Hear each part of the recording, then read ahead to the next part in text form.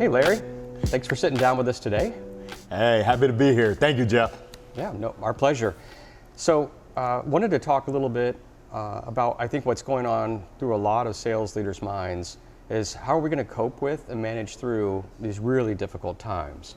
But before we jump into that, why don't you tell me and those watching, a little bit about, who your company you're with and what your position is. Yeah, I appreciate it, Jeff. So I'm currently the director of collegiate sales for a company called Teamworks.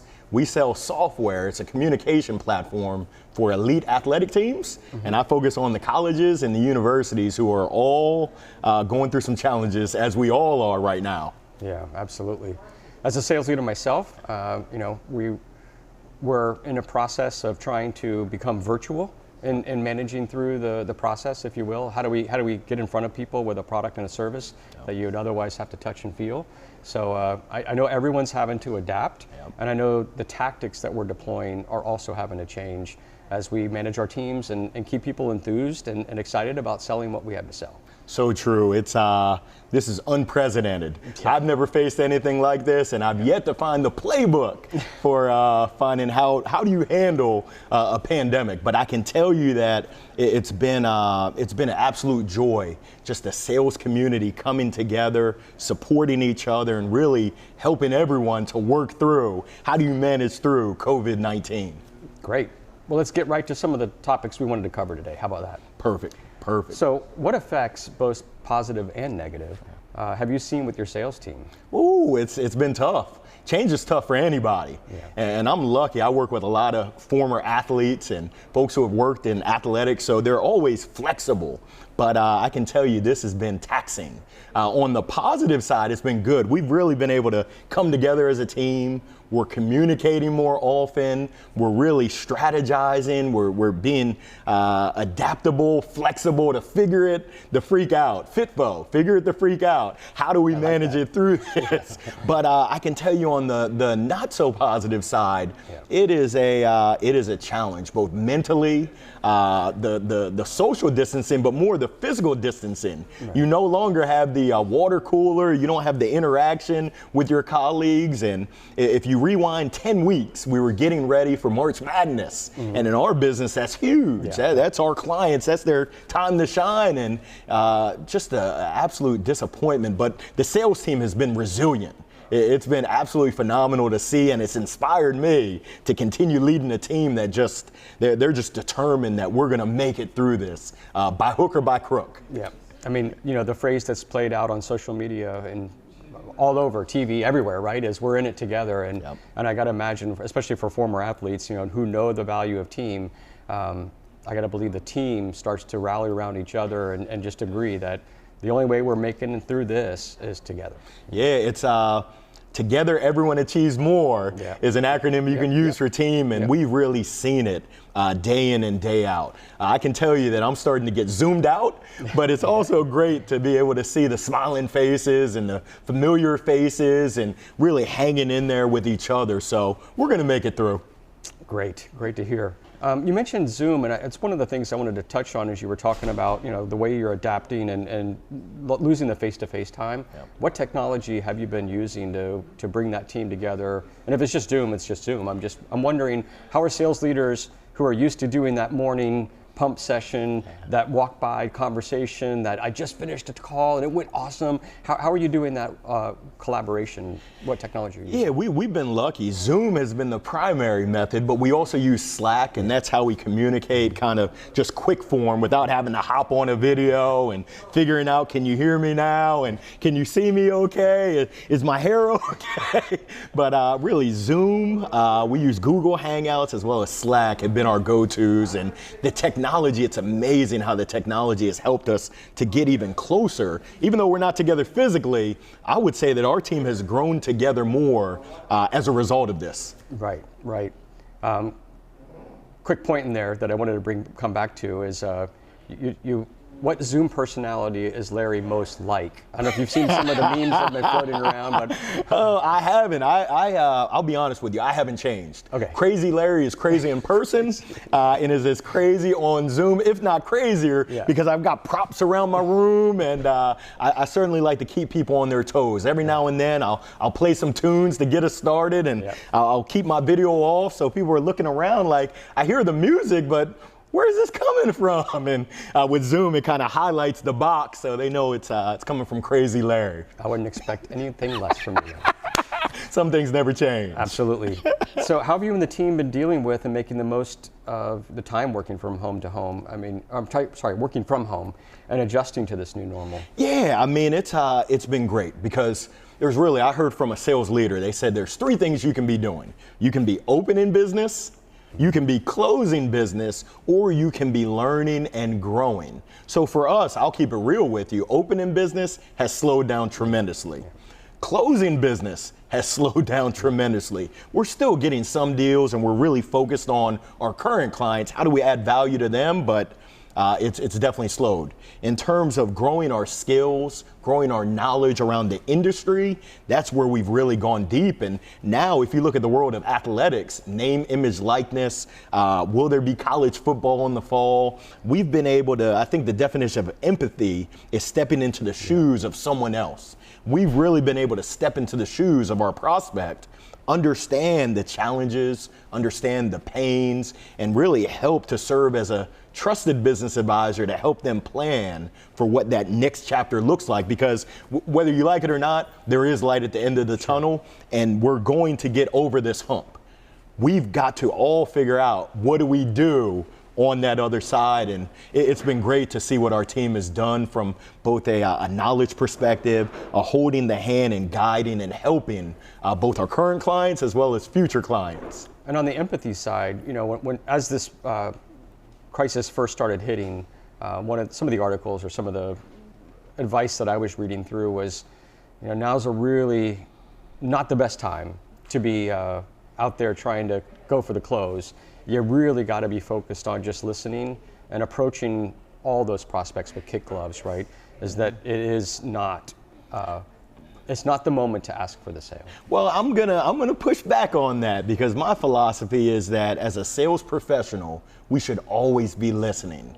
We should always be empathetic. Mm-hmm. We should always be looking for opportunities to help. And now more than ever, people need help. Yeah. They need guidance. They're looking for, hey, can someone help me out? And if you're able to step in and fill that void, by all means, I think there's nothing wrong with asking for the business. Okay, great. Yeah. Wiser words probably never said, huh? So the next question was, what is the plan for the future for your team? Do you expect any permanent changes in the process, et cetera? Yeah, I think we're all changing. Yeah. I don't think life and business is ever going to get back to normal. I think a lot of people call it that new normal. Right. So of course there's going to be changes. Yeah. Going virtual, going digital is now speeding up. We're having discussions around working from home. Even when the office officially opens back up, are people going to feel safe? Are we going to go in 5 days a week, or are we going to mix it up and 2 days in the office, 3 days? No one knows, but I can tell you that the innovation and just the thought process around how can we be flexible as we emerge from this. So I expect with our team, there's going to be, we're going to adapt and roll with the punches. It's one of those things. The great philosopher Mike Tyson said, everyone's got a plan until you get punched in the nose. And I think COVID-19 has punched us all in the nose. So the plans that we had, it's now all shook up. Yeah. And we've got to figure out, where do we go from here? Right. You can either lay down on the canvas and get knocked out, or if you're a fighter like we are, we're going to figure this thing out. That's great to hear. Yes, sir. So last question.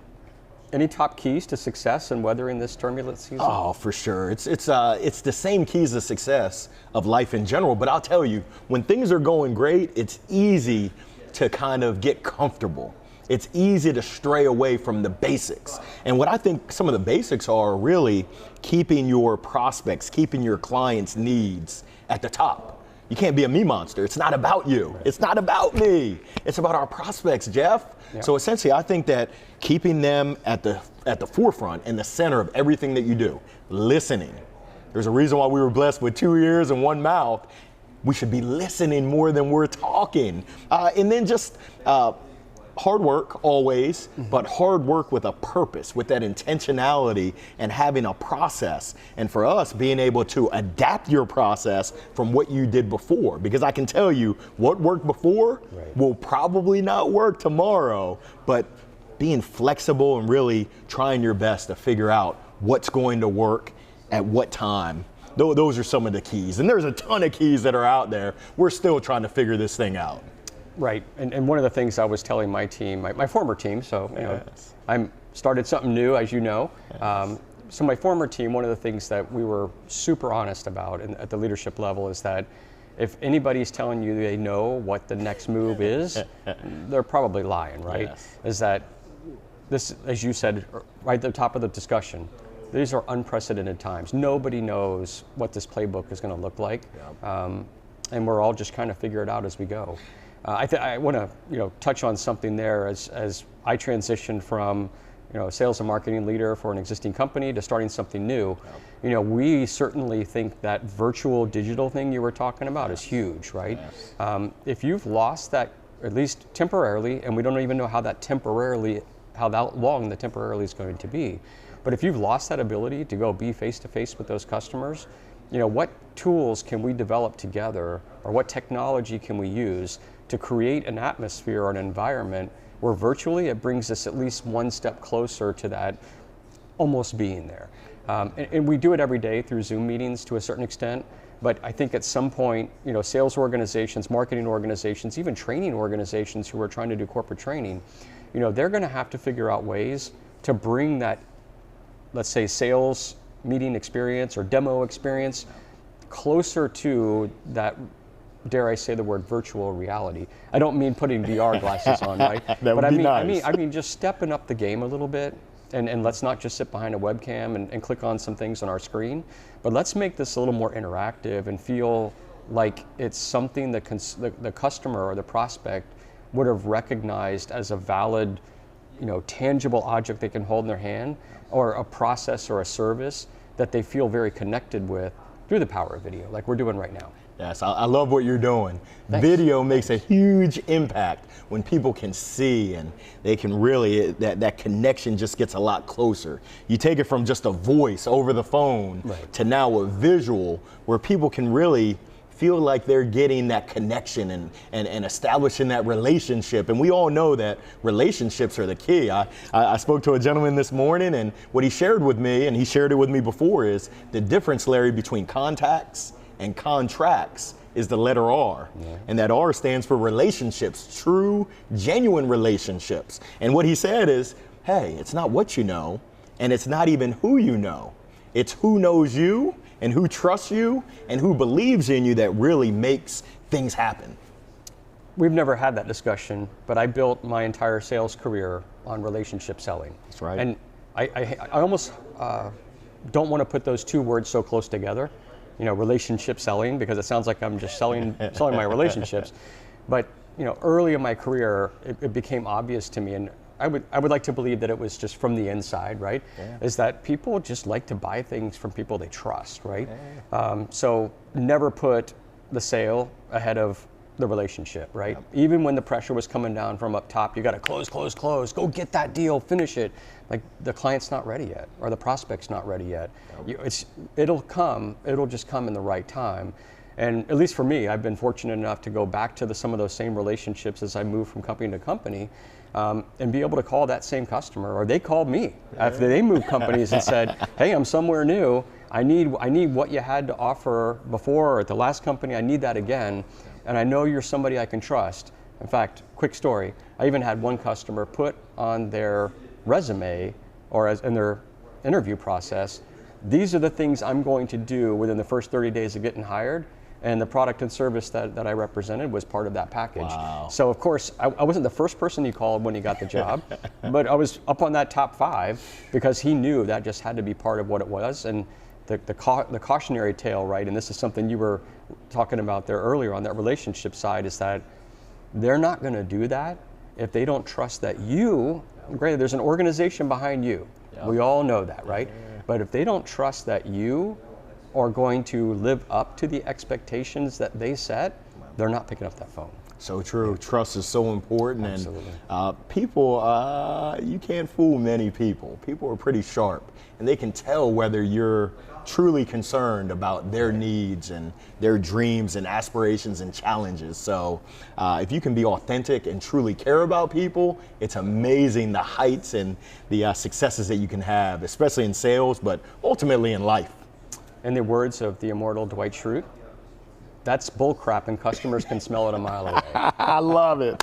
I love it. Well, Larry, we probably should wrap it up. I really appreciate the opportunity to sit down and chat, and I certainly, well, I'm not going to say wish. I know that the Larry Long that sits here before me is going to figure out a way to turn this down cycle into a success as whatever new normal comes to us. Definitely. Well, thank you, Jeff. I appreciate absolute privilege being here. All right. Take care, man. Thank you. You're welcome.